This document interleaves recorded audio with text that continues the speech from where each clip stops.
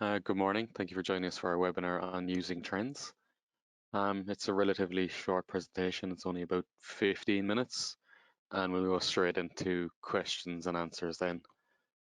Feel free to put in questions at any point of the webinar. We will get to them at the end. You should have a questions panel. Yeah, you can enter them there. We'll get going, and we'll get to the questions and answers after. Welcome to today's tutorial. Let's get started. Here's our agenda for today. We're going to be looking at trend graphs. We'll show the varieties of trend graphs you can use in the Horner OCS. We'll look at how you can store that trend data to micro SD for recall later on the screen or for logging purposes. We'll have demonstrations throughout, and as always we'll finish with a Q&A session. What are trend graphs? In OCS, trend graphs are graphical objects that can be configured to display the value of variables over time in graphical form. The object is designed to replicate the functionality of chart recorders that you see there on the right. The variable values that are graphed are sampled at a pre-configured interval. Once you've configured your trend graph and it's running at runtime, the data is shown in real time for the most recent samples. There are 4 different types of trend graphs in the OCS. First, we have standard trends, which can sample data as fast as once per second. Standard trends can run in the background, so whether or not a trend is being displayed, you can configure it to be trending in the background regardless of whether the operator is looking at the trend graph or not. Standard trends cannot retain data on power down. A retentive trend, on the other hand, is the same as a standard trend, but the difference is that data can be retained on power down. With a retentive trend, you can choose to store the data that is trended to micro SD, and then that data can be recalled later.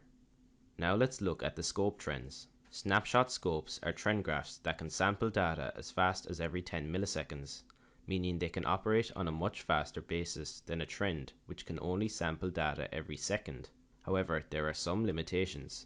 Snapshot scopes cannot run in the background, meaning they can only run when that screen is being displayed. They also run to a maximum number of samples, which is as many samples that are covered in the graph itself. When that maximum number is reached, the trend stops. Data for this trend is not retained on power down. Now let's talk about a continuous scope trend. With a continuous scope, as soon as the data fills up on the graph itself, it will continue going and will begin to scroll. Unlike the snapshot scope, it can sample data every 50 milliseconds instead of every 10 milliseconds. It also can't run in the background, and data is not retained on power down. Let's talk about how many trends you can use in any given OCS project. The limitation here really isn't the number of trend graphs itself for the project, but is in what we call the number of pens. For a given trend, you could have as many as 4 pens being graphed simultaneously on that trend graph. So for example, with a micro OCS, you have a limit of 16 pens in total. So that could be 16 trend graphs with 1 pen per trend, or it could be 4 trend graphs with 4 pens each, or any combination that adds up to 16 pens. The X5 is more limited because it does not have quite as much memory in general, so it's limited to 4 pens in total. The XLE and XLT, like the Micro series, are also limited to 16 pens, and then for the XL series for the models XL4 up, there is a total of 64 pens available. Now let's look at how you configure a trend. We'll start with going to the screen editor, as trends are graphic objects. Click and drag on the trend icon and then size the trend to how big you want it to be. You can also resize it later without any issues.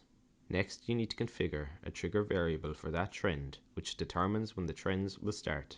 For example, let's say you've got a snapshot scope or a continuous scope. You're going to need to use some sort of button on the screen as a toggle switch to start that. If you have a standard or retentive trend that you want continuously trending in the background, you could use the always on contact as your trigger. In addition to that, you need to configure the type of trend you want among the 4 different types, as well as the sample rate. And again, that's going to vary in terms of the fastest it can be based on the trend type. Those limits are shown on the screen. Next, you need to configure your pens. Firstly, you're going to be configuring the variable that is going to be trended. That could be just one variable, or it could be as many as 4. The variables need to be integer type values, as Cscape doesn't currently give you the ability to directly trend real type variables. When Cscape 10 comes out and there are some newer OCS models available, there will be more flexible capabilities here. If you have floating point data that you want to trend, you simply are going to need to do a little bit of logic in your ladder program by doing a conversion from a real to an integer. In addition to this, for every variable or every pen, you can assign a color and whether it needs to be a solid line, a dotted line, or a dashed line. Next, we are going to look at axis configuration. For the x-axis, we are going to configure the title, the data range, and the unit, so whether it's in seconds, minutes, or hours. You're also going to configure the number of tick marks on that axis visually. Then you're going to configure a title for that axis. For the y-axis, again, you can configure a title. Then you need to set the scaling. The one you see on the screen here is scaled from 0 to 100 with the max and min values. Remember, these are always integers. You can also configure if you want the data range to be shown, and also the number of tick marks you want for the y-axis. Finally, you've got a display grid lines option, where you can decide if you want to display grid lines on the trend or not. Now let's talk about how many samples left to right will be shown on your trend. The number of samples left to right will be equal to the number of pixels in the width of the data display area. In the bottom left hand corner where the x and y axis meet, Cscape will show a couple of numbers separated by a comma. The first number is how wide the display area of the graph is. In this example, it's 734 pixels. That means there is 1 pixel per sample. Therefore, this particular trend is going to show the last 734 samples on the screen. The second number is 413, which is how many pixels from top to bottom of the data display area are available.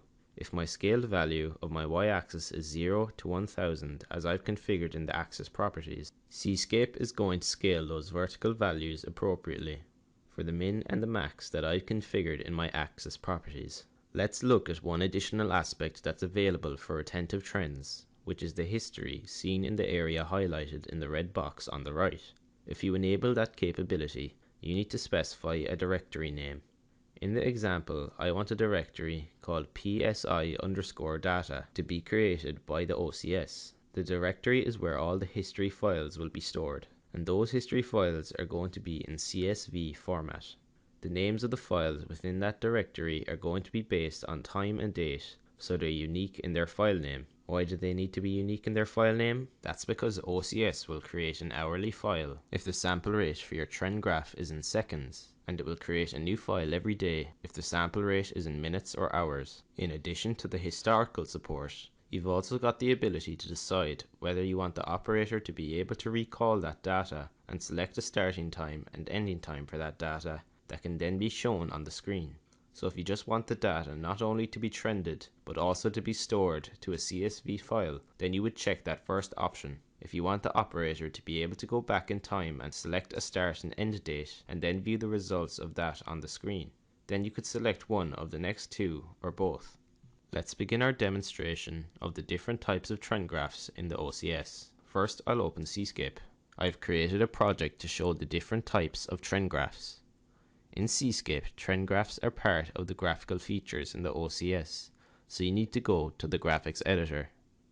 I've set up a navigation system to switch between the different trend graphs. Let's start with a screen that has two of the scope objects, one snapshot and one continuous. This object is a snapshot scope. I have a toggle switch that I have overlaid over the top of the graph. And remember, the scope type trends do not operate in the background, so you don't normally set them up to be triggered by the always on variable. You normally would trigger them with some sort of push button. In this case, I have overlaid a toggle switch on top of each of these trend objects that are configured as a scope. Let's see how they're configured. So I'll double click here. On this trend graph, you can see my first trigger. My trigger variable is called scope start, which is tied to the toggle switch that I overlaid over the top of the graph. I have selected a sample rate of 100 milliseconds. Now let's look at the pens. Remember, pens is where we configure not only the color and the line style for that particular variable, but also where we assign the variable for each pen.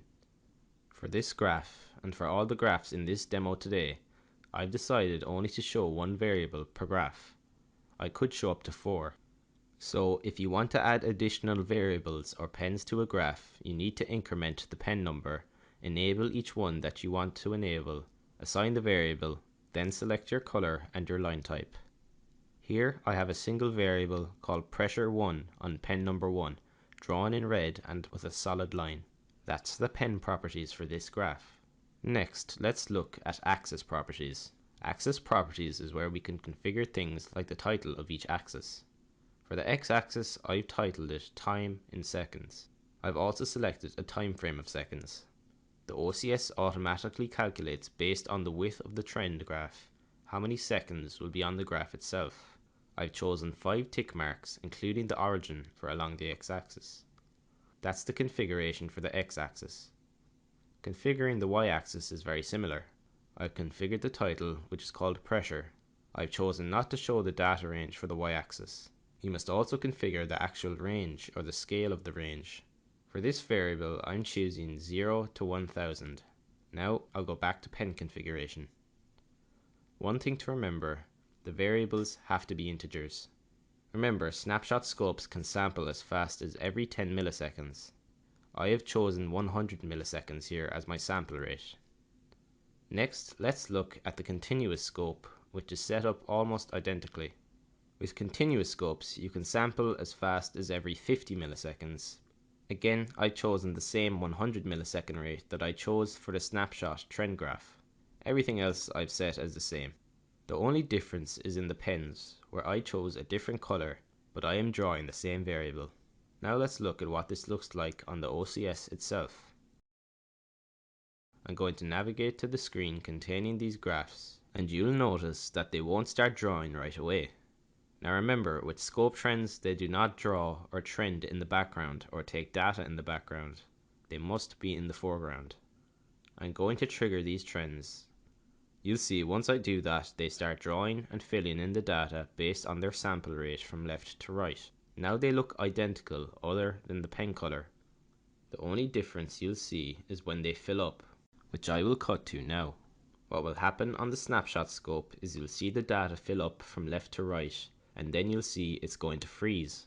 With the continuous scope, the data will fill up and then scroll. Now we'll go back to Seascape. Now let's look at the standard and retentive trends. I've drawn on this screen a standard trend. With a standard trend, the sample rate is slower, and the fastest you can sample is once every second, which is how I have configured it here. A standard trend can trend in the background or sample data in the background. You can use the always on variable as the trigger for a standard or retentive trend. When configuring my pens, I've again only chosen a single variable for this graph called temperature with a green pen color and a solid line. Now I will look at the axis properties. I've done this very similarly to the way I did the scope objects. Because it's a wider graph, I can show up to 10 minutes, and I've decided minutes as my timescale. The total number of pixels wide means that I can have a total of 10 minutes here. On the y-axis, the scaling is different in this case. Here I've set 0 to 100 as the scaling for my variable. Again, I've selected grid lines here. That is the configuration for my standard trend. Next, let's look at retentive trends. With a standard trend, when you power down, all data is lost. But with a retentive trend, when you power down, you retain the data. Then, when you power back up, you'll see a vertical dashed line that indicates there was a break in the data because of the power down. Also, with a retentive trend, you have the ability to enable historic support. When enabling historic support, I need to specify a directory on the micro SD card where this historic trend data will be logged in the form of CSV files in this directory. The files themselves will have their name based on time and date. We also have that enable replay choice, which means that as an operator, I have the ability to press what's called a pause button, and then go press an open button to select a different or previous time and date of samples for a start and an end date. And then the OCS will bring that data up from the CSV file and display it on the screen. The cursor support means that if I want to pause the graph and point at a particular sample, it's going to show a cursor along with the time and date of that sample. So that's the retentive trend with history. Let's look at what this looks like on the OCS itself. I'm looking at my scope, and you can see the continuous scope is still scrolling. I'll go back to my main menu and look at my standard trend. You can see that it immediately was full of data when we switched to this screen. That's because it was trending in the background. There's no cursor enabled for this particular trend. And again, it's a standard trend, not a retentive trend. So you can see if I try to interact with the graph on the touchscreen of my HMI, nothing happens, because that option is not available with the standard trend. Now let's look at the retentive trend with history enabled. Though this may look identical to the standard trend, the difference is we now have control buttons on the bottom of the graph. So I can pause that, and now if I touch the screen, I can scroll along the data points. I will actually get the date and the time of that particular sample. If I press the open button, I can even select from the past a start time and date and an end time and date for data that I want to examine on the screen, and it will call it up. I'm going to skip this for now, but if I were to select that, the OCS would grab the data from the memory card and then show that here on the screen. When I press the play button, it returns to showing live data. Thank you for joining today's tutorial, and the Q&A session will begin shortly.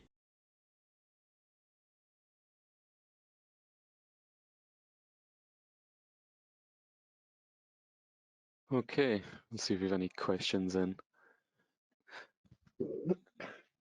Excuse me. Is there a possibility to display or mask the curve by toggle buttons?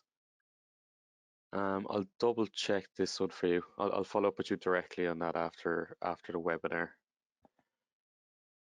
Can we use replay with all units? It's not supported on the micro OCS except for the X5.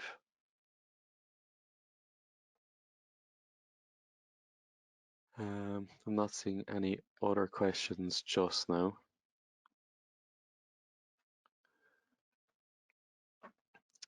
So I'll take you back to the schedule. So hopefully you can see my screen now. So next week we have data parsing instructions in Cscape. The following week is a holiday here in Ireland, St. Patrick's Day, so we will not have a webinar that day. There's a note there. And we'll return to normal schedule then after that. So we'll be into analog filtering and then custom fonts.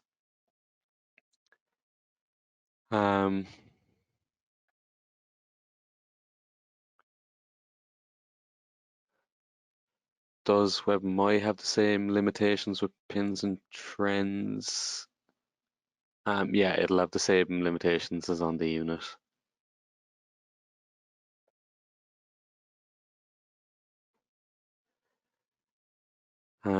Okay, I think that's it from what I can see. Thank you all for joining us this morning, and we hope to see you again next week.